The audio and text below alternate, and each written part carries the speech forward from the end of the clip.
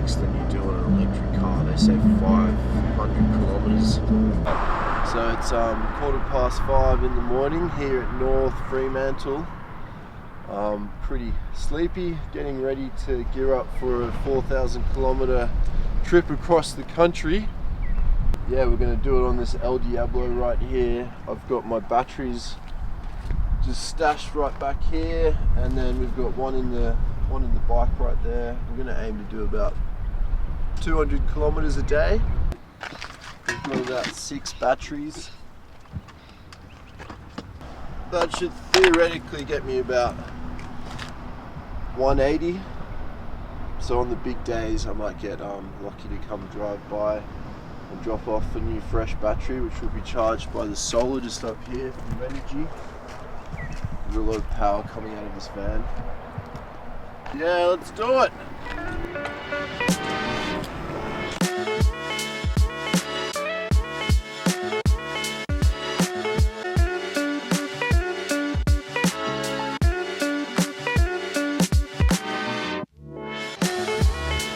Sorry guys.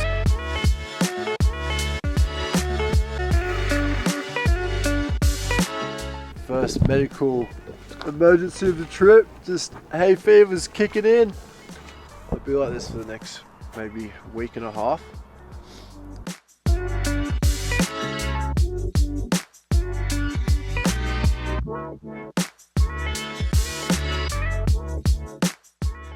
Day one, and yeah, got really bad hay fever, but that's okay. I've had a few Claritins.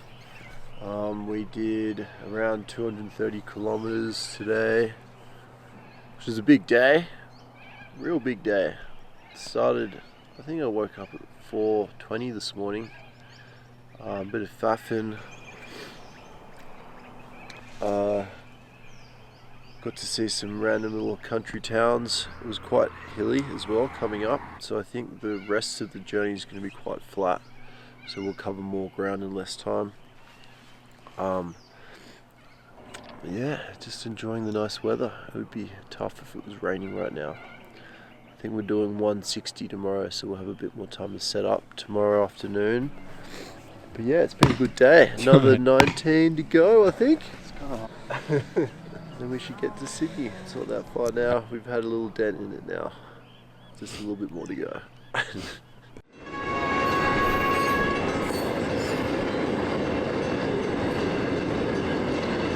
Just leaving Kellerburn. I think that's how you say it. Stayed at this pretty lovely campsite. Now we're heading to Maureen Rock. Maureen Rock's about 122 kilometers away from here, which is a bit of a small day, so we're looking forward to getting to the campsite.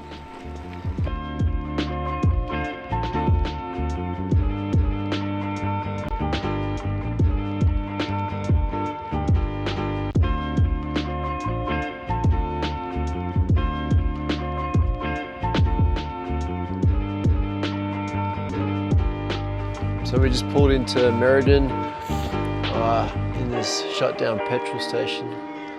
Hopefully we see a few more of these in the future. Did around 60 Ks just then.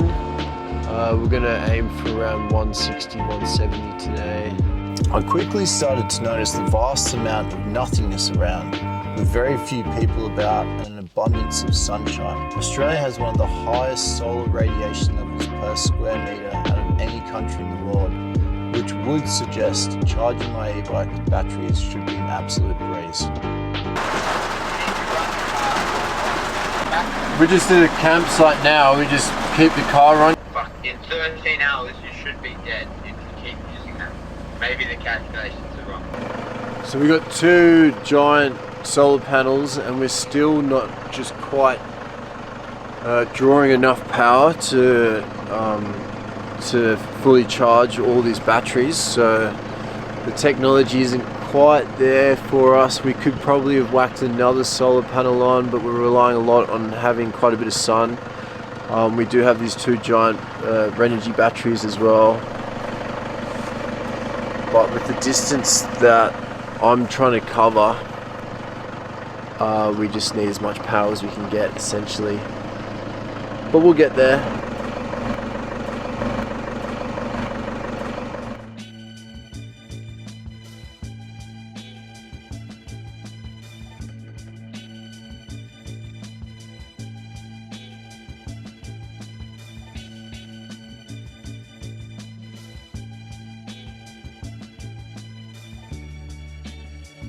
So we are 500 kilometers in of the trip, so that means that's about 1/8. So we're 1/8 of the way there. Had a bit of an issue with the support vehicle, not being able to draw enough power to charge all the batteries, and I'm currently munching through them much faster than anticipated, trying to hit like 36, 40 kilometers an hour, and I've also got this headwind in front of me, this kind of nor'easter. We've just got the solar sorted out now where it's drawing a lot more power. So I think we're now going to successfully be able to charge all the batteries during the evening.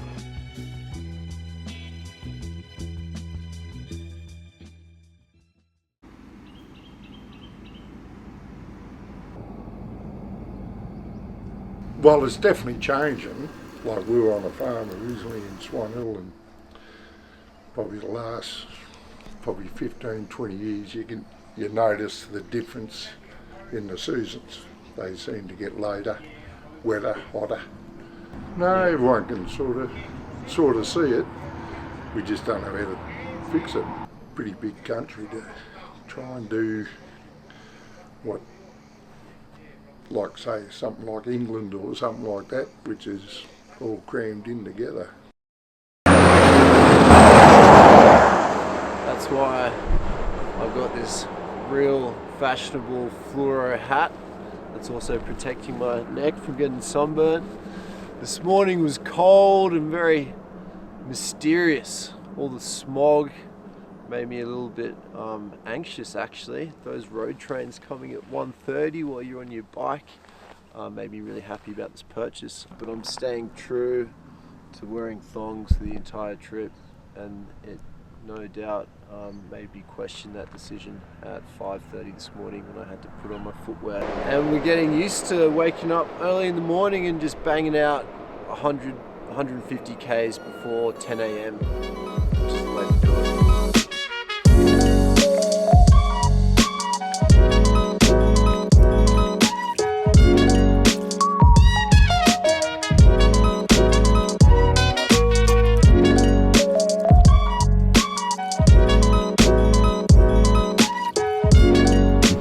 So we just got to the lovely town of Boladonia. There isn't a lot happening. A couple caravans, couple people kicking around on motorbikes. There's a petrol station, that's about it. And we're just kind of planning out this lovely certificate for people that cross the Nullarbor, which we're yet to do. We're just mapping out here how many Ks we're going to do each day, and work out what towns we can kind of skip. Calling the towns probably generous. I think these are essentially names of places that have petrol stations and a roadhouse. But as much as we love the Nullarbor and we enjoy being in the outback of Australia, it would be great to head to South Oz as quick as we can and go check out the beaches and mix up the terrain a little bit.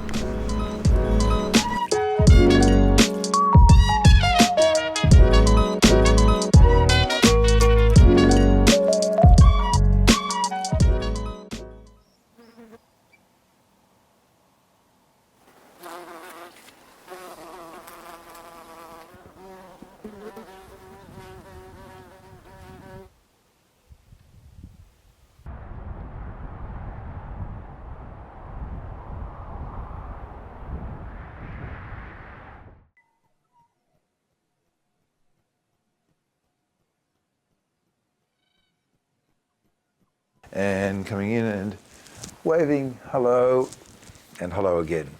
Carl Kruszinski, Dr. Carl on the radio and in books and on TV and the ABC and the University of Sydney. In 1980, the fossil fuel companies started hiring scientists in a big way, climate scientists, and gave them computers and started gathering data around the world. We knew where the carbon dioxide was being emitted, But where did it go? And in 1982, on the 12th of November, they had a big meeting where they said, this is what's happening to all the other fossil fuel companies. And they had a map. They had a graph. And on the graph, they projected what would happen to carbon dioxide and temperature if they did nothing. And the fossil fuel companies correctly projected on the graph, you can see it there, plain as day, that 38 years further on from 1982 in the year 2020, they predicted that carbon dioxide would be 415 parts per million. They were right. And the air temperature in the bottom couple of kilometres of the atmosphere would be 1 degree higher, and they were right. So the fossil fuel companies were on board from 73 to 1990. And in 1990, they chucked a Yui. Don't know why. Don't have the emails. They're well hidden. But they chucked a Yui, and then they started spending up to $1 billion a year on telling lies. And so for a third of a century now, they've been telling lies, and they've influenced politicians around the world. So you must think, well, maybe they've had a pleasant cup of tea with a fossil fuel company.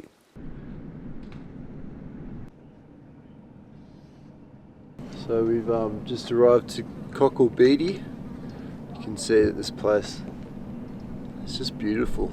Look at it, just amazing. Over there we have some birds and some cages that we can check out. Getting pretty used to these giant trucks overtaking me now. Getting used to the Nullarbor, which is quite flat, dry, and looks all pretty similar.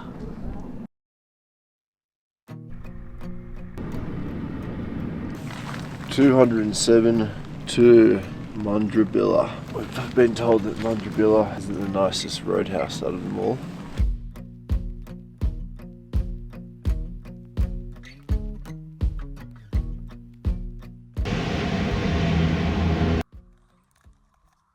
Alright, so we made it from Cockle Beatty to Mundrabilla today. 200 kilometres, maybe 205. It felt a lot longer. We started the morning with just rain. We're doing 240 tomorrow. We're losing some time crossing into SA. Tomorrow's going to be a big one. We're doing 11 and a half hour days with 20-minute, half an hour stops. I'm shattered, but we're nearly, getting through it.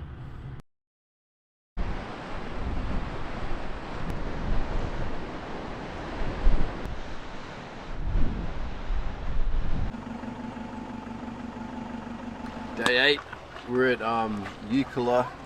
We're about to cross into South Australia, so we're making sure we got no fruit on us. We've got a big day, 260 kilometers. Yeah, this headwind is just makes all the difference.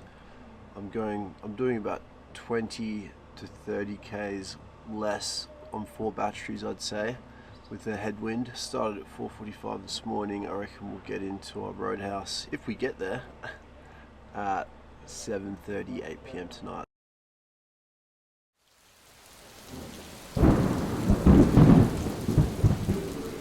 No, mate, no. Nothing has changed. As far as I'm concerned, we have good years, we have bad years, we have droughts. Sometimes we have lots of hot weather in different months, which only goes through the same old thing as what I used to do when I was a boy, scientist. Oh, I think they're full of shit. We have the same people the same way. We're going into an ice age about 25 years ago. So we've just rolled into the Nullarbor Roadhouse. We're just so stoked that we have this really strong tailwind. I'd say it's like a 20 knot, 25 knot, just straight west wind, which is awesome. I just did 50 Ks on 1 battery, which is insane. And we're about 223 away from Penong, which is where we're going to hit tonight.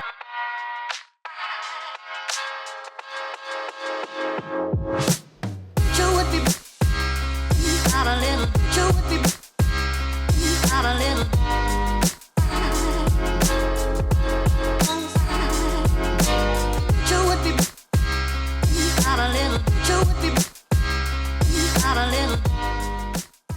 Did 270 Ks today. 12-hour day. Pretty much done with the Nullarbor now. So yeah, psyched to be in South Oz. Can't wait to get to the pub for a big feed because I am starving.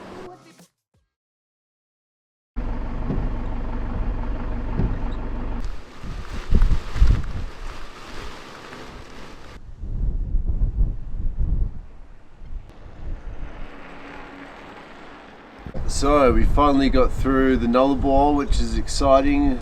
That's done and dusted. The end of the Nullarbor is Penong. We met a few characters in Penong. That was day 10. Day 11 we went to Streaky Bay, had some howling headwinds, which was absolutely disgusting. Might have been the worst day of the trip. They keep telling me that they don't get weather like this, especially this time of year, which is lucky us. And then today we went from Elliston to Waialua, which is where we're going to catch the boat. We did have a bit of a bigger evening last night than anticipated. Yeah, I'm pretty much there. We went there for some Wi-Fi and maybe a little bite to eat. I think we ended up spending about 7 to 8 hours there. So we met a good crew there. Definitely met some characters there and felt pretty average this morning, but whacked out 200 kilometers, and now we're psyching to get across South Australia and get into Victoria. Yeah.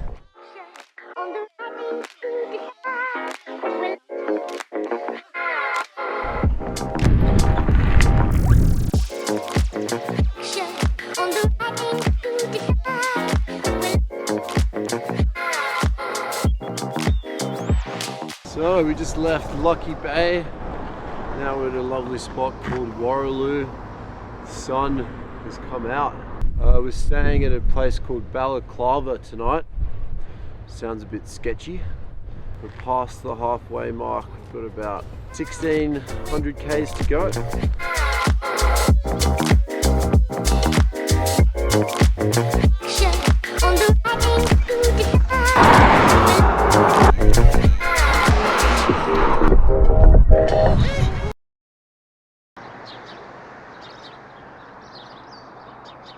Despite the fact I've travelled a bit around Australia, I'm still coming to terms with how big this country is.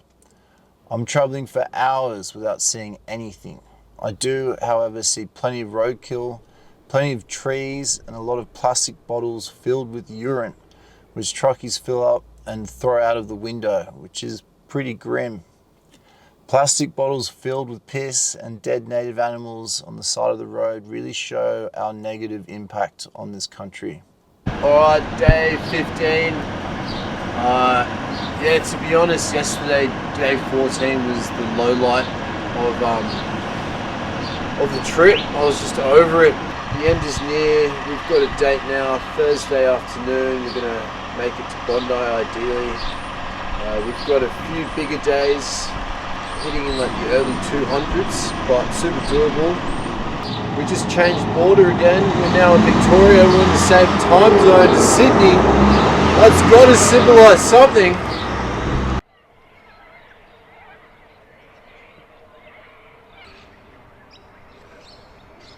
I've always been irrationally optimistic about things, so I'm not a good person to ask about the future of Australia. But yes, there's a groundswell. The fossil fuel companies are going to retreat, and they will insist that they get compensated for. Australian Parliament has passed a climate bill. It's a step in the right direction. It's not enough. It's a step in the right direction. Let's keep going. It may be changed in the future. I hope it's made better. We could go to maybe 5% of our emissions of carbon dioxide, 37 billion tonnes a year.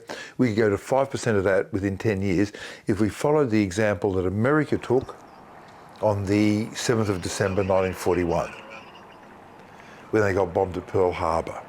They shut down all their car factories and all their businesses and said, you got to stop what you're doing. You're now going to shift over into making weapons of war. To have this production happening, there were changes through the society. For the first time, they had to start paying these people called women the same wage as men. And the minorities, they paid the same wages as men, white men. And they brought in government-funded childcare. The disadvantage of all of this was that they were killing people. But in a war against climate change, we won't be killing anybody, we'll be making the world a better place. So, day 18. Wow, we're getting mighty close to the finishing line. We're just here at Maintain. It's called Main actually. A little country town.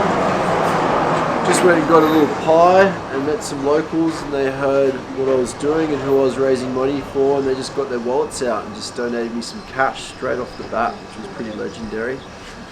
We stayed at Narandera last night and got smashed by floods on the way in.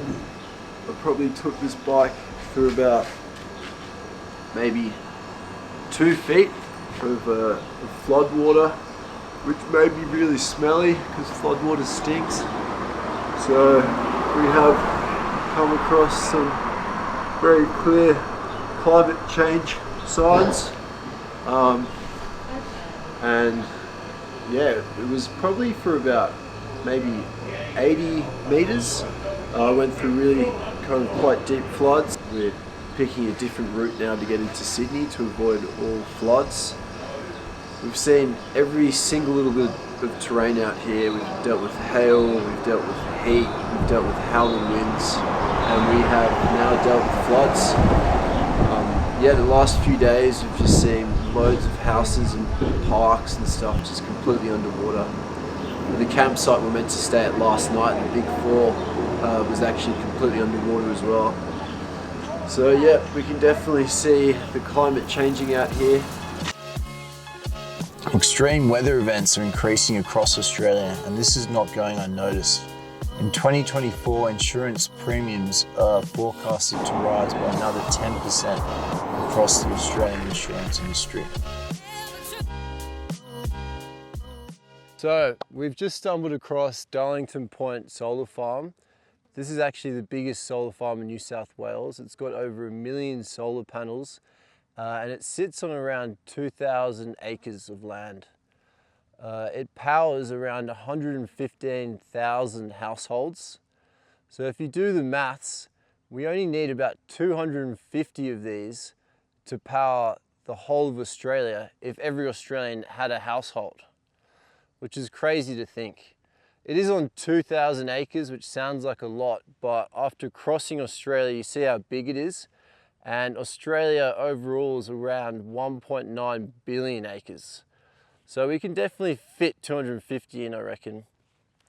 The crazy thing, which is clear as day for me, is that these things aren't just great for the environment and helping maintain the world in Australia, it's also cheaper. So we need loads of these so we can power up all of our households in Australia and then live off clean energy. It seems so clear to me. The thing that's crazy to me is that solar isn't just cheaper, it's also environmentally friendly.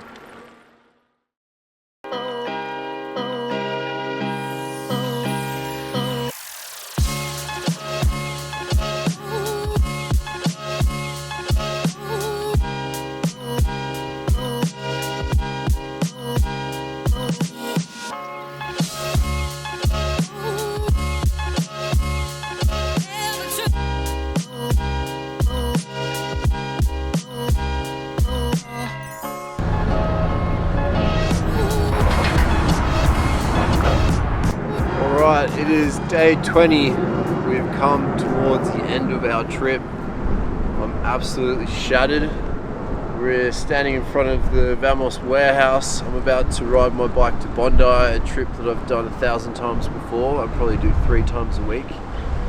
We just came through the western suburbs. That was a snap back to reality, having to hang out in big congestions filled with cars and lots of smoke. It made me really miss the country and the Nullarbor even. I didn't think I'd say that. I was missing the Nullarbor.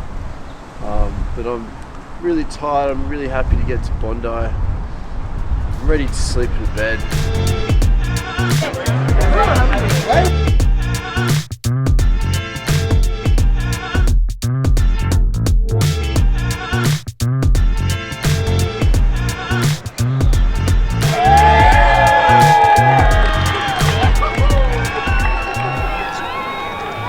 The past 20 days has been intense, leaving me pretty exhausted and happy to be home.